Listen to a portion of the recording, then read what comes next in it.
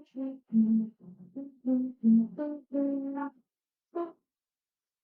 hey, welcome to my channel.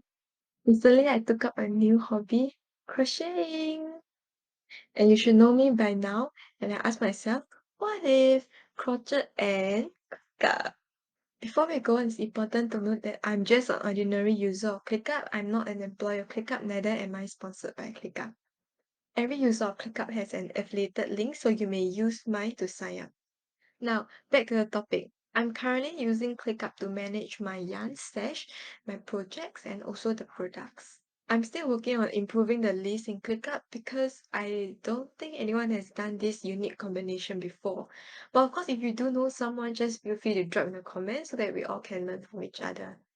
Now let's begin my first list, named as yarn. So this list actually stores all of my current yarn stash. So it includes the number of skeins, the number of grams per skein, meters per skein, my purchase date, my price total, and then a reference URL to the shop which I buy from. I try to get the official link as close as possible, and also I add in the text which include like the color code, and also I include the amount of yarn that I still have. So this is a manual bar, so I can just move it as and when I need. So this amount of yarn progress bar will actually help me to tell whether how much yarn I left, so that whenever I go to a store or if I pass by a store, I will know exactly for this certain color, green, blue, for example, I know that I still have, 60% left, so it's all good. So each type and color of yarn is actually a row in this list, so that I know how many skeins I got, and then also the price that I paid in total, and also I can tag it by the color. Of course, this so-called yarn stash feature thing that you see here is actually not new. I know that Ravelry, a website, actually also has this yarn stash feature. So if I quote from Google, Ravelry is a community site, an organization tool, and a yarn and pattern database for knitters and crocheters. So this is Ravelry, and let me head over to the stash. So you can see this is actually the yarn stash feature that Ravelry has. So I've also tested this myself by inputting, some of the yarns that I have here. But of course, I didn't input all the yarn that I have in Ravelry because I went over to put in ClickUp instead. So the good thing about Ravelry's yarn stash feature is that somehow the back end I realized is like connected to a database of yarn. So whenever I key in, like let's say 4-season Flinder cotton, it somehow can detect that I'm actually trying to input this yarn, and they also give me some color suggestions. So I advise to do try out this feature also, so that you can weigh like the pros and cons between using Ravelry or like ClickUp. But for me, of course, I prefer one app, and that is ClickUp.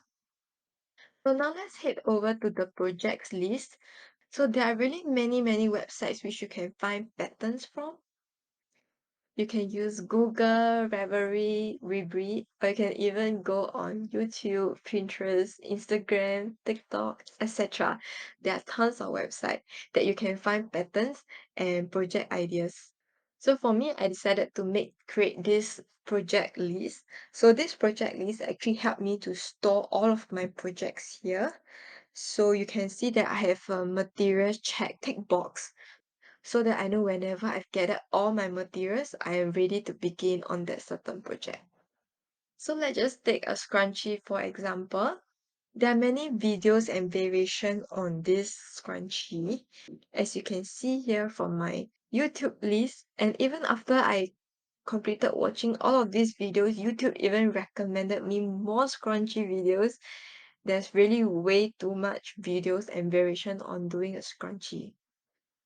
So in this project list, each project is actually, or rather each item is actually a row in this project list. So this actually leads to my next point, and that is after I completed the project, I'll list down the products which I am now able to do. So take my scrunchie project for example. There are 3 related projects to a scrunchie.